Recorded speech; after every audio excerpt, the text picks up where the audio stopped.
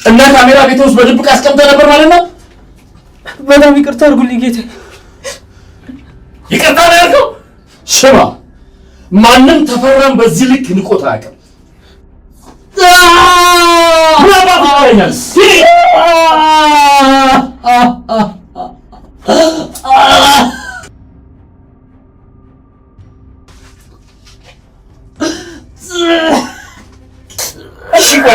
አንተ ምን አባህ ነው ማለት? ምን አባህ ነው ማለት?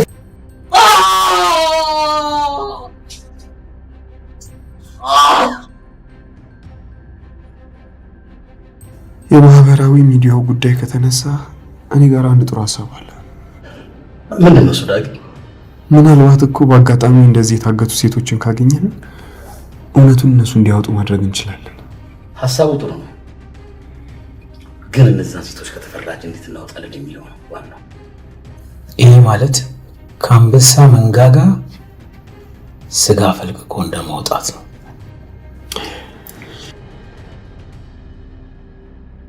አልገባኝም። ለሞር ይሄን ነገር ስንነጋገር ለምንድን ነው እርስ በርስ የሚታዩት? ዝም ብለን ነው አባዬ። ያው እንዳልከው ሴቶቹን ከተፈራ እጅ መውጣት በጣም ከባድ ነው።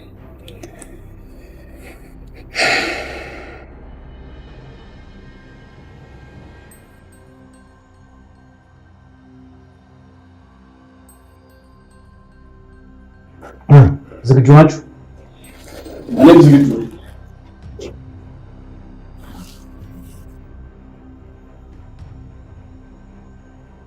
ላይኩንና ሲምባ ከልጆቻቸው ጋር በጋራ ሆነው ጠላታቸው ተፈራን ከሚሰራው ህገወጥ ተግባርና ሊፈጽመው ካሰበው ወንጀል ለማስቆም እንዲሁም የቤተሰቦቻቸውን ሰላም ለማስጠበቅ ሲሉ ፊት ለፊት ለመጋፈጥ መሳሪያቸውን ታጥቀው በምሽት ወደ አቶ ተፈራ ቤት ቀጥ ብለው ሄደዋል። በኢንስፔክተር ዳዊት አማካኝነት ተፈራ ቤት ውስጥ ካሜራ ያስገጠሙት እነ ሲምባ የያዙትን ማስረጃ ለህግ አሳልፈው ከመስጠት ይልቅ ራሳቸው ፊት ለፊት ሰውየውን ለመጋፈጥ ተስማምተው ወደ ቤት ሄደዋል። ከዚህ አስቀድሞ ይህንን እቅዳቸውን ሰምታ የተናደደችው ኑሐሚን ናሆምን ወደ መኝታ ቤታቸው አስገብታ ልታወራው መሞከር ትጀምራለች። ሁኔታዋን ያስተዋለው ናሆምም ኑሐሚን ምን ሆነሻል? ደህና አይደለሽም እንዴ ብሎ ሲጠይቃት እሷም አዎ ደህና አይደለሁ፣ ይህንን ሁሉ ነገር ሰምቼ እንዴት ደህና ልሆን እችላለሁ ብላ ስትመልስለት ናሆምም ቆይ ምን ሰምተሽ ነው? እኛ እኮ ቤተሰቦቻችንን ለመጠበቅ ተመካከረን እንጂ ሌላ ነገር የለም ብሎ ሲላት ኑሐሚንም ናሆም ልትዋሸኝ አትሞክር፣ ሁሉንም ነገር ሰምቻለሁ፣ ያወራችሁትን አንድም ሳይቀር አዳምጫችኋለሁ። ቆይ አቶ ተፈራ ከሚባለው ሰውዬ ጋር ምን ለማድረግ ነው ያሰባችሁ ብላ ስትጠይቀው ናሆምም ተይ በቃ ተረጋጊ፣ እሱ እኮ ሙሉ በሙሉ የኛ ስራ ነው፣ አንቺ እዚህ ውስጥ ምንም የሚያሳስብሽ ነገር የለም እርሺው ብሎ ሊያሳምናት ሲሞክር ኑሐሚንም ቆይ እንዴት ነው የማያሳስበኝ? ስለ ቤተሰቤና ስለ ባሌ ማወቅ የለብኝም? ከማንስ ጋር ነው እየተጋፈጣችሁ ያላችሁ ብላ በድጋሚ ስትጠይቀው ናሆምም እሺ በቃ እንግዲህ ካልሰማው ምትይ ከሆነ እውነቱን ልንገርሽ፣ አውሬ ከሆነው ከአቶ ተፈራ ጋር እየተጋፈጠን ያለን በሴቶች ህይወት እንደፈለኩኝ እቀልዳለሁ ብሎ ከሚያስብ ጀዝባ ሰውዬ ጋር ብሎ ሲነግራት ኑሐሚንም ስለዚህ እንደምትለኝ ከሆነ ጉዳዩ በህይወት የመኖርና የመሞት ጉዳይ ነው ማለት ነው። አንተ እኮ የልጅ አባት ልትሆን ነው። እንዴት ነው በዚህ ሰዓት ህይወትህን አደጋ ላይ የሚጥል ነገር በግዴለሽነት ለመስራት የተነሳሳው ብላ ስትለው ናሆምም አይዞሽ ኑሐ እኔ ምንም አልሆነ፣ እኛም ከቤተሰቦቻችን አንድም ሰው ሳይጎድል ይህን ነገር በድል አጠናቀን እንመለሳለን። ደግሞ ብቻዬን አይደለም አባዬ ሲምባና ዳግምም አምረውናል ብሎ ያሳምናትና እሷን አስተኝቶ ተመልሶ ወደ ሲምባ ክፍል ይሄዳል። እዛ ሲደርስ ካገኘው ረጅም ቀናት የተቆጠሩትን ወንድሙን ያገኘውና ሰላምታ ተለዋውጠው ማውራት ይጀምራሉ። ናሆምም ይቀጥልና መቼም ሲምባ ስለ ሁሉም ነገር ነግሮሃል ብዬ አስባለሁ። በእውነት ይህንን ሰውዬ ሰው ነው ብዬ ለመጥራት ራሱ ይከብደኛል። አሁን ላይ ፍልሚያችን ከኮማንደሩ ሳይሆን አቶ ተፈራ ከሚባለው ሰውዬ ጋር ነው ብሎ ሲላቸው ዳግም ይቀጥልና ቆይ ግን ይህንን ቪዲዮ እንደ ማስረጃ አድርገን ለኢንስፔክተር ሰይፈ ለምን አናሳየው ብሎ ሲጠይቃቸው ለይኩንም ይቀጥልና አይዳጊ ይሄ በፍጹም አይሆንም፣ በዚህ ሰዓት ማንንም ማመን አንችል ብሎ ሲለው ሲምባም ይቀጥልና እውነቱን ነው፣ እኛ ኢንስፔክተር ዳዊትን አስፈራርተን ወደ ራሳችን ማድረግ እንደቻልነው ምናልባት ተፈራም ሰይፈን አስፈራርቶ ወደ ራሱ ሊወስደው ይችላል። ስለዚህ ሌላ አዲስ የተሻለ ሐሳብ ማምጣት አለ ይላቸውና ማድረግ ስላለባቸው ነገር ቁጭ ብለው መወያየት ይጀምራሉ። በነጋታውም ጠዋት ሲምባና ኢንስፔክተር ዳዊት ተገናኝተው መኪና ውስጥ ተቀምጠው ማውራት ይጀምራሉ።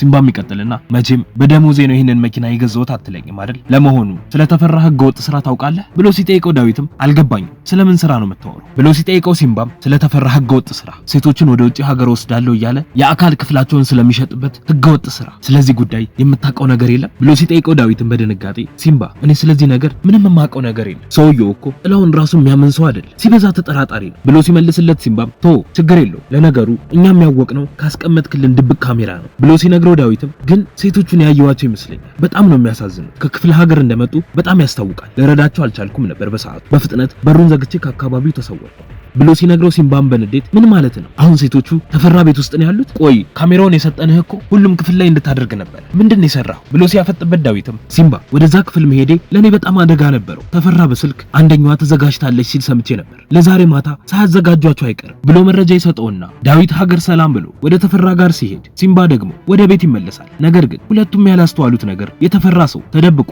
ፎቶ እያነሳቸው እንደነበረ ነው ሲምባም ቤት እንደደረሰ ለናሆምና ለዳጊ የተፈራን ቤት ካርታ እያሳያቸው ዛሬ ማታ ወደዛ ቤት እንደሚሄዱ ይነግራቸዋል ይቀጥልና በነገራችን ላይ እኛ ይህንን ነገር ማድረግ እንችላለን ጋሼ እዚህ ውስጥ ባይገባ ደስ ይለኛል ብሎ ሲላቸው ዳጊም ይቀጥልና ለሱ ችግር የለም ግን እኮ ተፈራ ቤት የሚያስገባ በቂ መሳሪያ የለም ብሎ ሲላቸው ናሆምም ለሱ አታስብ ከተለያዩ ሰዎች የገዛናቸው ብዙ መሳሪያዎች አሉ መቼም የመሳሪያ አጠቃቀም እንዴት እንደሆነ ታውቃለህ ብዬ አስባለሁ ብሎ ሲለው ዳጊም ፈገግ ይልና የሲምባ ልጅ ሆኜ ይሄ ነገር ያቅተኛል ብለህ ነው ብሎ ሲለው ሲምባም ይቀጥልና ኢንስፔክተር ዳዊት ዛሬ ማታ ሴቶቹ ከዛ ቤት ይወጣሉ ብሎኛል ቀደም ብለን ወደ ተፈራ ቤት መግባት አለብን ዳዊት በነገረኝ መሰረት የሴቶቹ ክፍል እዚህ ጋር ነው የተቀመጠው ብሎ በድጋሚ ካርታውን መመልከት ይጀምራሉ በዛን ሰዓት ላይ ከሲምባ ጋር ተገናኝቶ አገር ሰላም ብሎ ወደ ተፈራ ቤት የተመለሰው ዳዊት ከሲምባ ጋር መገናኘቱ ታውቆበት ወንበር ላይ ታስሮ እየተሰቃየ ነበር ተፈራም ይቀጥልና አመኘህ ነበር አንተ ግን ካድከኝ የሰጠውህን ወሰን በደንብ አልፈሃል ለዚህ ደግሞ ትልቁን ቅጣት ትቀጣለህ ብሎ ሲለው ዳዊትም እየተንቀጠቀጠ እባክዎትን ጌቴ ይቅርታ አድርጉልኝ ሲምባ ልጄን አግቶብኝ ነው ብሎ ሲለው ተፈራም እየሳቀበት እና እኔ ምን አገባኝ ስማ